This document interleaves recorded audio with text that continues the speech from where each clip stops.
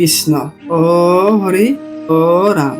আমাৰ মৰমৰ ভকতপ্ৰান্ত বাপাইসকল, বলক আজি অলপ ফুৰিবলৈ যাওঁ। আৰু সেয়ে আজি আমি আহিছোঁ সৌৰভকৰ গৰখীয়া থানলৈ। আৰু এয়া প্ৰভুক সেৱা জনোৱাৰ বাবে তেল ধূপ লৈ ললো। এয়া আমি ভিতৰলৈ প্ৰৱেশ কৰিলো।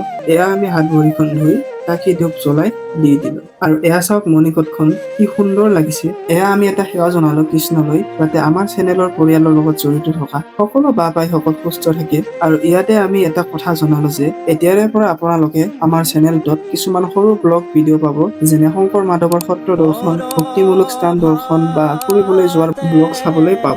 তেন্তে চেনেলটো ছাবস্ক্ৰাইব কৰি থবলৈ নাপাহৰিব। আৰু এয়া আমি সিদ্ধ প্ৰসাদ গ্ৰহণ কৰিবলৈ সোমালো। এই সিদ্ধ প্ৰসাদটোও খুব সোৱাদযুক্ত আছিল। আৰু এই সকলোবোৰৰ দৰ্শন কৰি আমি এই থানৰ পৰা ওলাই আহিলো। তেন্তে আজিলৈ ইমানে, আৰু লগ পাম এনেধৰণৰ ব্লগবোৰত। কৃষ্ণ অ হৰি অ ৰাম।